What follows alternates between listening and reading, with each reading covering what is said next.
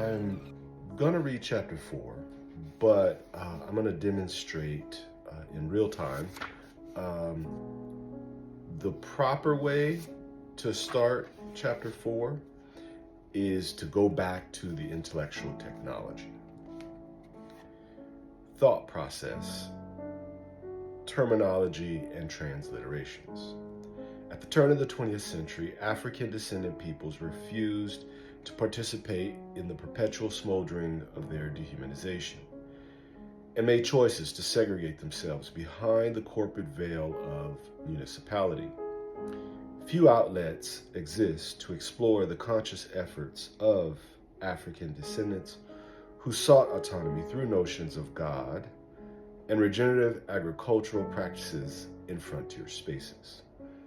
If not distracted by the minstrel-like blackness, in popular media, consciously one may find significance in Black sovereignty that extended beyond notions of a fragile freedom. Undergirding the historical significance of Black bodies in the borderlands, Blackdomites struck oil in the 1920s.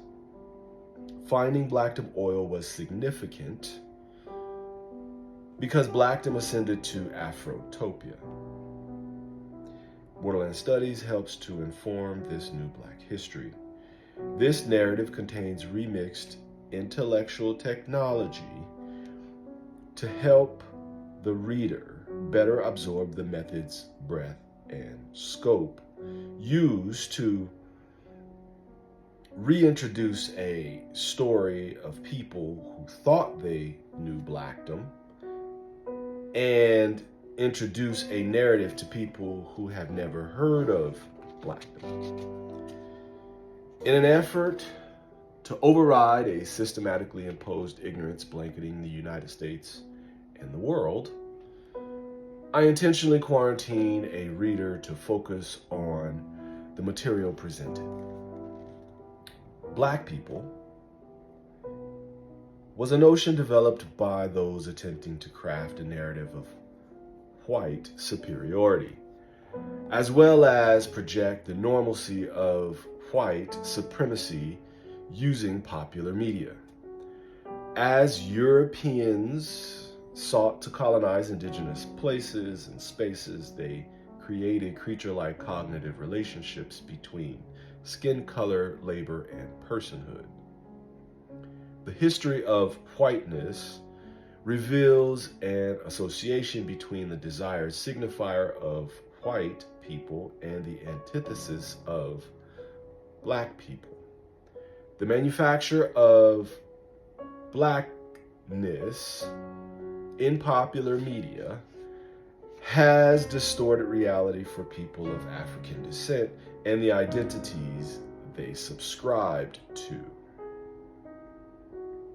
For a more cogent reading of my work, below I define Black and all of the major corresponding derivatives due to the mass production as well as commodification of Blackness in popular culture, due in part to the soul murder of some Black folks. This book contains material that may appear foreign. Black, when referencing people of African descent, refers to the intersection of people and politics. Blackness embodies the constant morphosis of border dweller bodies, politics, and the existential crisis of white hegemonic power.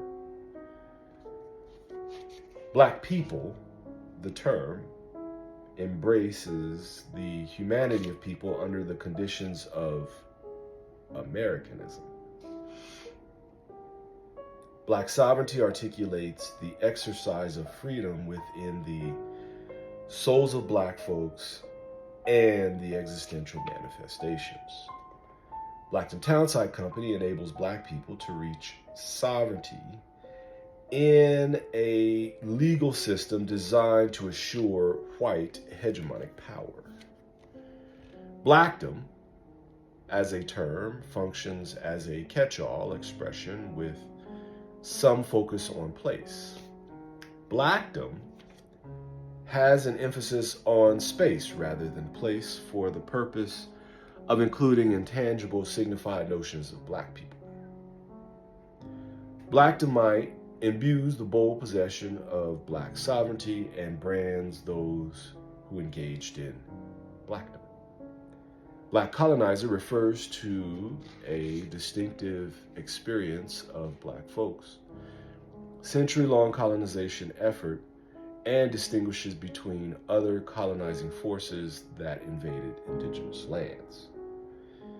Black cowboy identifies and emphasizes an often untold, mostly unknown, and/or misrepresentation of Black people who engaged the West. In this narrative, Black cowboy refers to a distinct culture rather than popular projections of cowboying.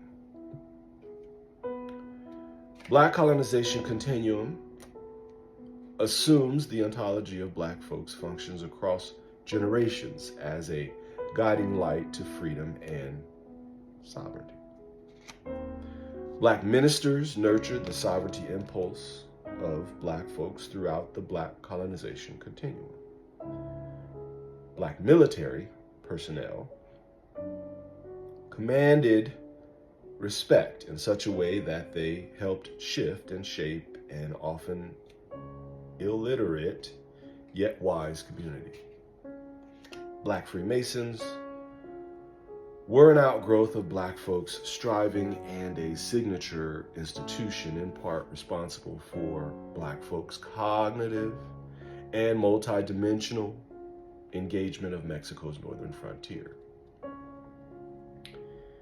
If the Black colonization continuum had a destination from its messianic trajectory, Afrotopia explains the manner in which Black people existed in diaspora. Moreover, the standardization of their archetypical course of striving demonstrates their cognitive adaptability to learn from the past and replicate a prosperous present.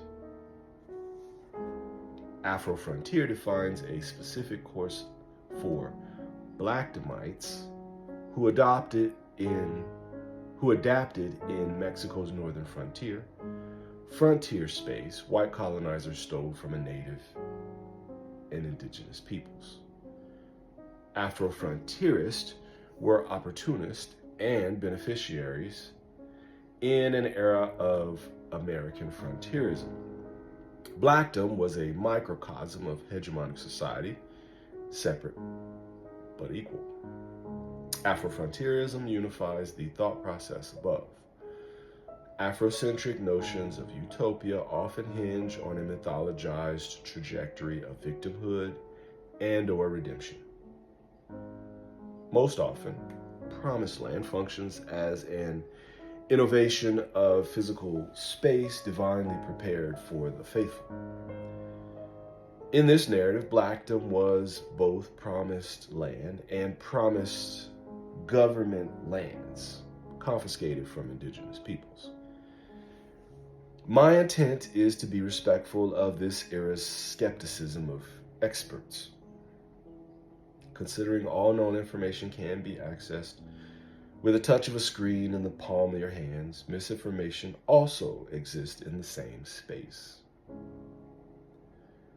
Often reconciling competing narratives works to the advantage of hegemonic society, and I do not desire to further distract the reader.